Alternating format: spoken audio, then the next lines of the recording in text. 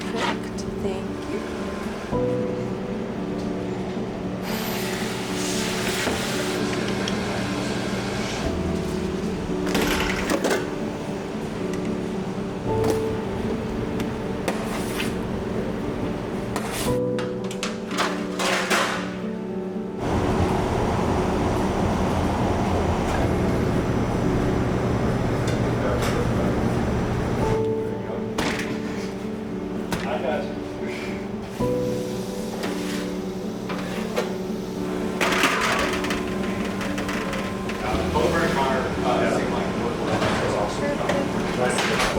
I'm glad to see that they're not spreading. Yeah, same here. Like they actually, they're holding shape really nicely.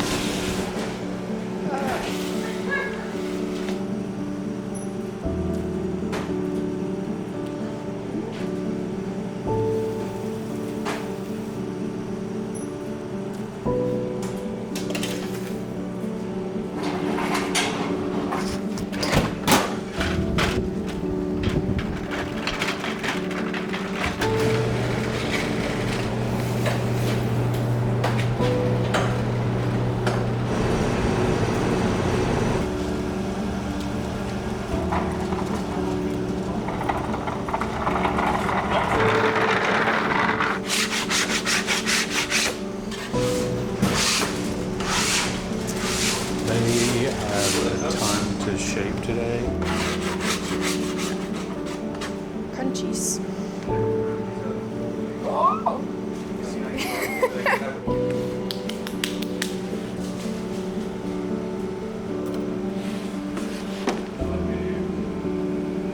Are they on like the output? That was a long one. Ooh, that was a long one. First one's always a long one. Is that a fresh blade? Yeah. Yeah. Did I put it on right? Yes. That is the worst part. It is. But all you do, you just pinch the blade like so. Oh. Goes up. Just like that. And then you can get more of a curve on that depending on how much you bend that shaft. More curve is going to give you better ears. A straight blade for your decorative scoring, and then the curve for the functional score. Watch this. What I'm going to work on with Dave in the coming weeks is when they're sorting by location, not for everyone, but specifically for us internally, when they're doing that sort at the end of the day, if they'll divvy it up between what we need to sell over the counter versus what we need to slice, just to make the mornings go a little smoother. But once we hit the weekend crushes, having to stop and separate 15 bread racks into I'm selling this and I'm slicing this, it becomes a bit chaotic. Yeah. So if that's something that we can handle on the front end to make that early morning go more smoothly, I'm here for it. I think it's just going to be a matter of selling that idea. One team, one dream. Are you good? That's a good answer. Have you baked since we started using the liners? No. So once you've turned them out, leave the banneton in a single layer in the bread rack. It's giving everything room to breathe, air out, fully dry. And then the hair nets. Yes, for now. They have a lot to shape today, so I'm going to go set up racks and bannetons and everything. Yeah, Holler if you great. need me, okay? Great.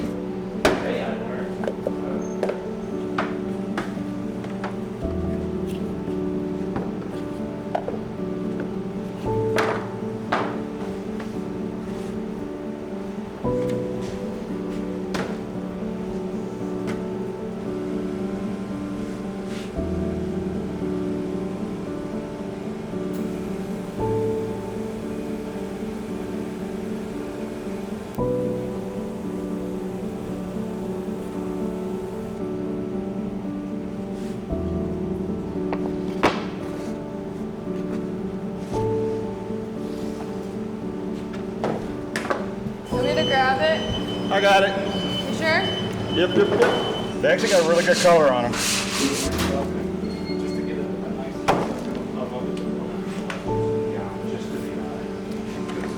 Should I wait to do those then? Yes, that is, Last. yes. I made some club sandwiches with the Bourdon Rouge this weekend from the Yeah? other testers. That turned out damn good. Turned out really Nice. good. I know you gotta look. I know you put some seeded multigrain in there. Oh yeah, the popping. It's so satisfying.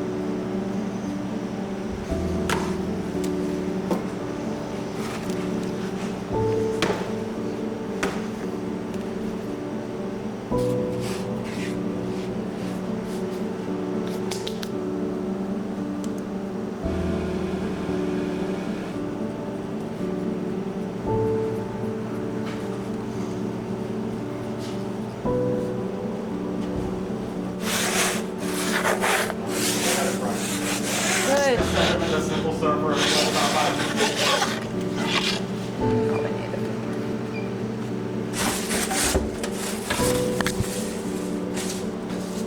These guys look pretty done. Off bread. Can I get a hot bread?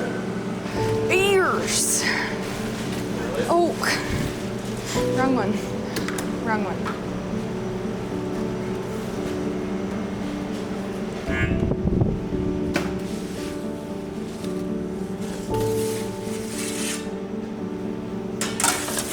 These guys still need a bit.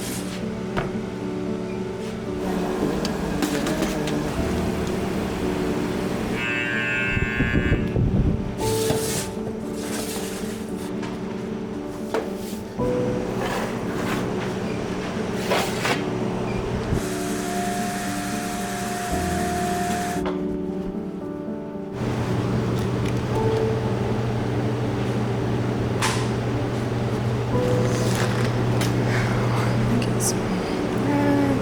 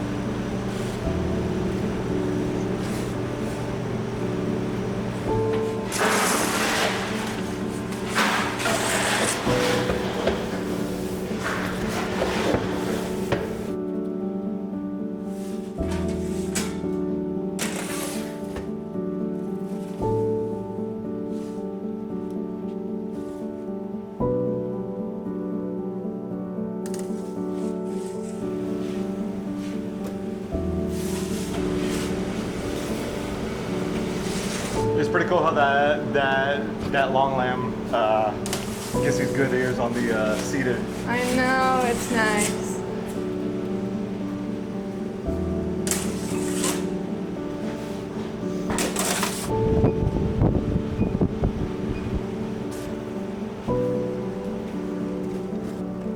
Oh, so pretty.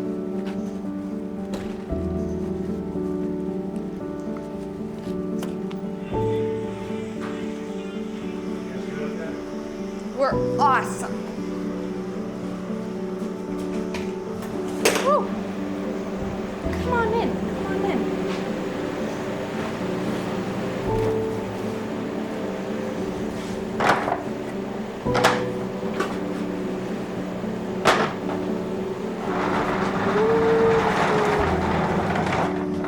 Coming up.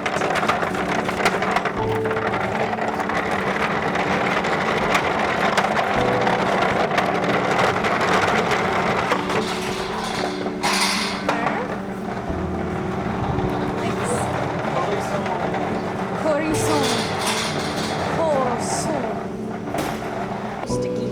Did you like flouring the board better?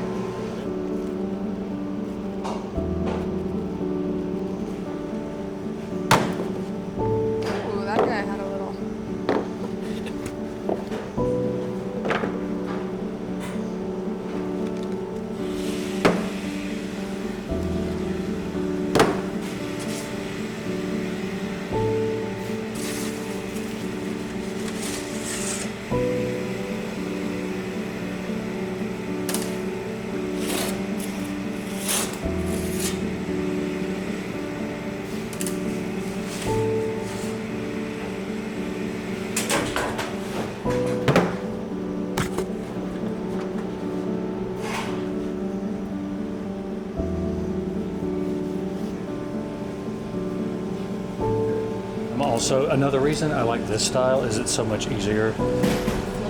Yep, because this is such a wet dough, I like to have as fresh a blade as possible. These feel really nice. I know they do. But something that I've learned that helps me so that I'm getting good ears here and here, I'll come around this way, and then about that halfway mark, I switch and then swing, so I get a good ear here and here. How long have you been using this blade? For all that bread. So I'm just using this because this is the style of lamb that I'm the most comfortable with.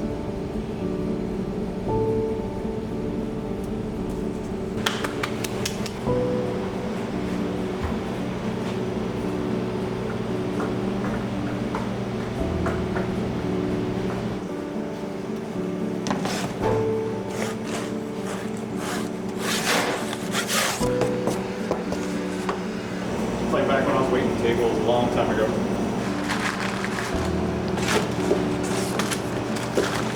Golly, this one's.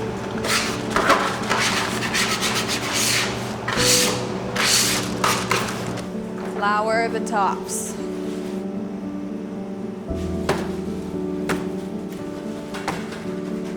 Go.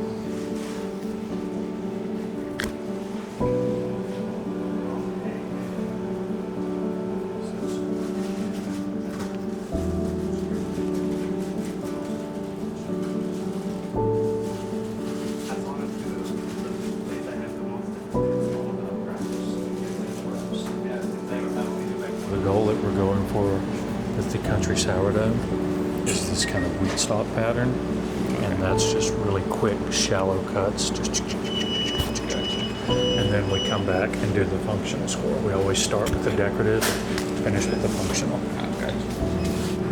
I'm scared. No! So it's not ideal, but you can, do it with the normal heat. It's not the best solution, but it No. works in a pinch. It's like I've done it before. It's just practice, that's all. Okay, this is the one. There you go. Bravo! I knew you could do it. I never doubted it. So you can see it's a lot of finesse coming off these boards and into the deck. And what I was just explaining to you, but sometimes, especially when we're in some cooler temps, so the dough's a little more on the dry side, we can set up a few decks at a time, but we're dealing with humidity because of the monsoon season. We're also in the midst of tweaking some of our dough formulas to incorporate the wheat that we grew ourselves. So we've kind of ticked up the hydration some, so there's a lot more chance for the dough to stick to multiple surfaces. So. Oh, nice. Just giving me a little under. I tried to like it. That looks so good. Awesome. Thank you so much. Baguettes actually used to be my least favorite thing to score, and now they're my favorite. They're so fun. Okay. They need a tremendous amount of flour. We use two different kinds. This one you can barely see, but what's the first one? Did you want me to leave some of these for the slices? Yes. Or are you gonna use these? Actually, that would be great. Okay, cool. I'll take about 2 of them away. Okay, perfect. The rice flour tends to burn and the thing. Ooh, I need to. What can I do here? We'll do the baguettes first, just so they're in the oven, and then I just kind of reshape them, and then you flip them whenever you're putting them on. So the top of this is the bottom. Yeah, so that's where like the seam is. Oh, okay. And then kind of straighten. So we have 1, 2, yeah, we'll do 2 things of 3. So if you want to do the other 2 guys, I will.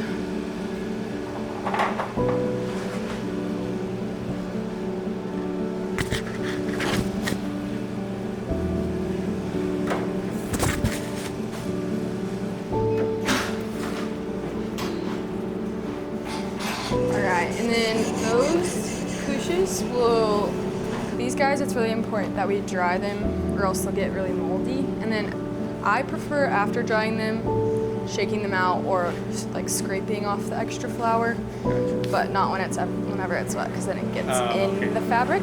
All right, and then for these guys get 5 scores, and I hold it like kind of like a knife. Okay. But Like sideways? at a sideways angle. 1, 2, 3, 4,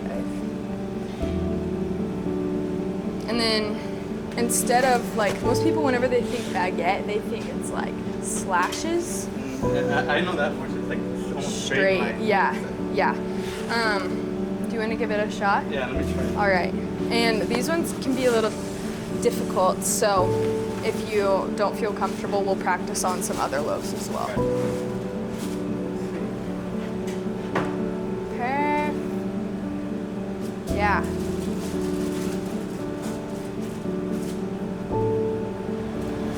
That's good. Yeah, I need this one right here where those too close.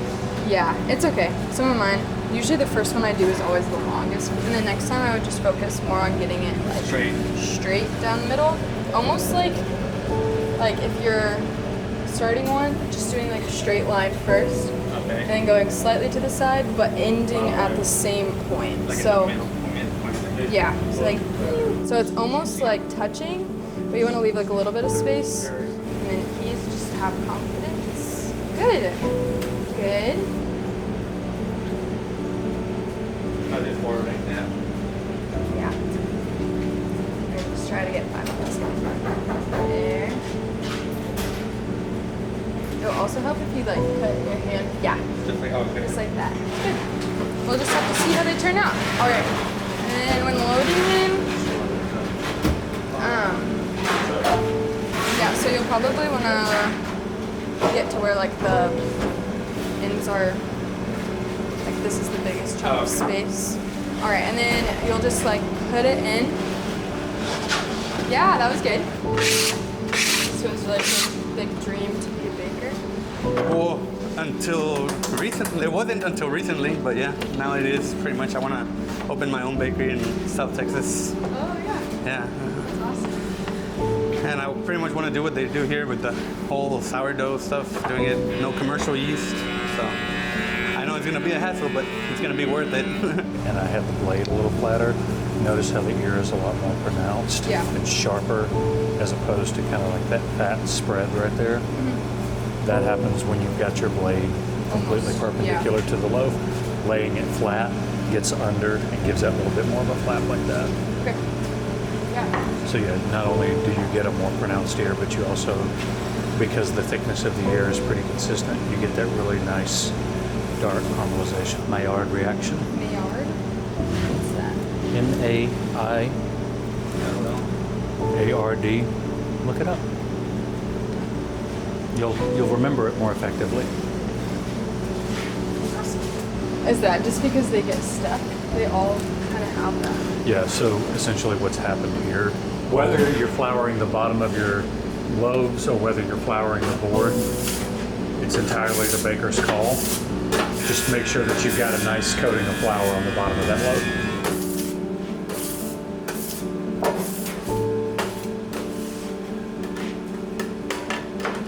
Hot bread coming out. Hot bread, heard. These 3 are ready. Try not to burn my hands. If you want to try to. Yeah, I got it. All right. Good. Perfect. These were the first ones that came out. And still kind of keeping it a little organized. Then you're not putting hot loaves under. Yeah, so they're The just heating cool- up yeah. the rest of them. That's what Jamie taught me. The very back corners are the hottest places in the oven. This is the hottest oven. We have like a set list of temperatures. All right, do you want to take these loaves out? Perfect.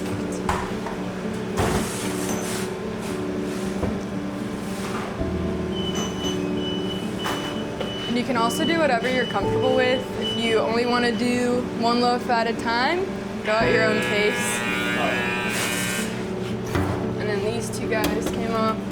So if you want to kind of do the same thing that I was doing, just checking them again, you can kind of see how these ones are more baked than those. Yeah.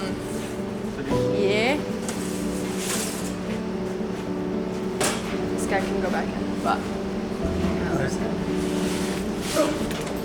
that was my bad. And here. This one goes back in? Yes, but turn it like this way towards The back. like the corner. Yeah. Perfect. So this guy can go back in like that, and then these two can come out. All right.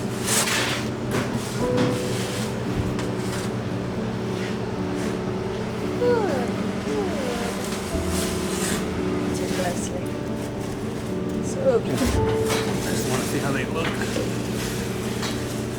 Slice bread is on output totals. And so this is all the things that, because those ones will be sliced later this afternoon. So I say it still needs a little bit more.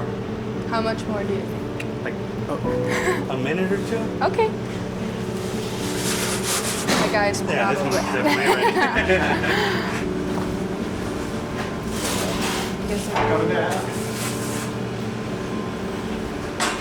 We'll take these two guys out, yeah.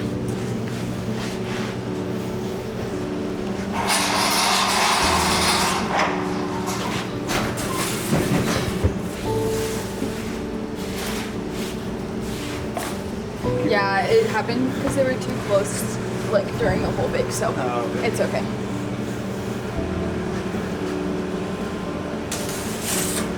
And no worries. Take your time, breathe.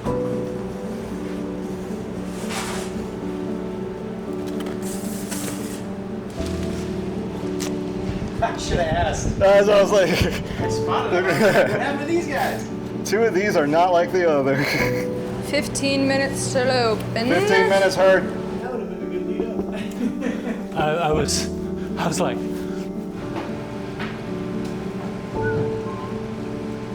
Now she's snowing.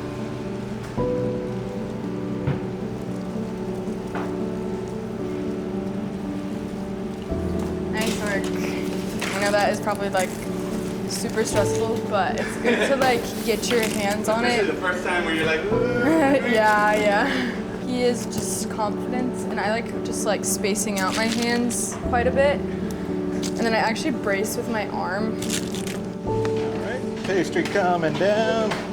That is our Boston cream croissant. Our Boston cream croissant. Are these the pan au chocolat? Chance, do you want to put on some gloves and then put out some croissant like here-ish? Yep. This one's mine, and then see how that's like evenly spaced. So those Yeah. are like come from like even lines. Yeah. And then that one was a little too like diagonal, so kind of like there's a little like warpy action. This one was just shaping issue. Yeah, you got having- narrower in the bottom. Yeah, for sure. But like this looks good. Like having these ears is really good, Alright. and that comes from like having the blade more. The right technique. Do I put 2 rows or just the 1 row? Yeah, we can just do one. Alright. Yeah, we can. Yeah. It was a good experience. It was kind of like this, only they used all commercial yeast. Commercial yeast. Yeah, and they had some sourdough. It's become Silicon Valley 2.0. Oh yeah, no, definitely. Yeah. Baguettes. The baguettes. Yes. These are not baguettes, are they? What? Those are the French bread. Oh, okay. I was like, they look really different.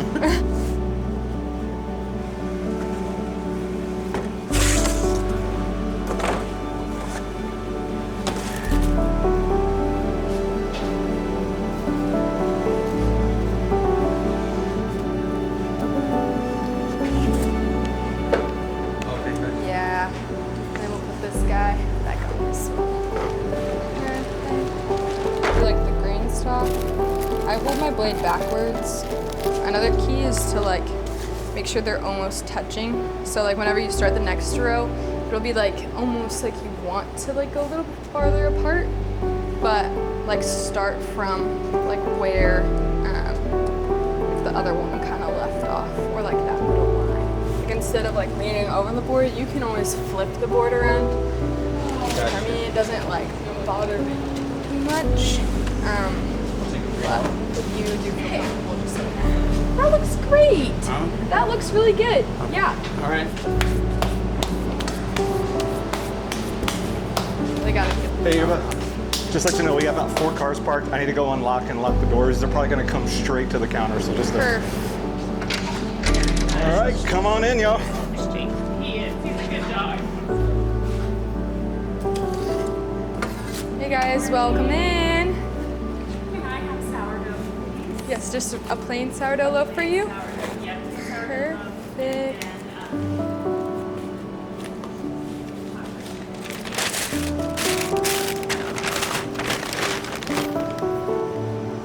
All right. I'm gonna pick up Oh, the English muffins. they're so good. Some of my favorites. All right, and then we got this. All right, $28 is your total. Thank you Perfect. very much. Yeah, thank you. I hope you have a good day. Let's go over what it's like to build a bakery from one person to many. There's ways to scale and pick equipment that does not compromise quality, but just as easily you could scale your way into equipment that does nothing but compromise quality. As long as you can keep the integrity of the process intact and you're not prone to compromise for the machinery that you own. At our largest facility, it's probably 30 people, but across the organization, it's around 50. At the end of the day, that's more of a question of what kind of culture have you built so far and how many people are actually invested into that mission. Flour, water, salt, sourdough starter. With that set of resources, alchemy transpired. We're making croissant dough. It stretches a little so you can see that the gluten's developed. To hand laminate, press down and out. I'm gonna open up fully to 5, place another chocolate on the other side, and those are my pain au chocolat. Outside end into the middle, and I'm left with this braided twist. You wanna avoid ones that are too dense. Also probably just means you didn't proof long enough. I'm offering something that's got inherent value in it. When they come up and they're like, wow, your bread is so beautiful, it's like, yeah, I scored that. The thing that you're wowed by, I did it. Your products should be the stars of building demand over time. Ingredients are more powerful and less expensive than advertisements. You should use them.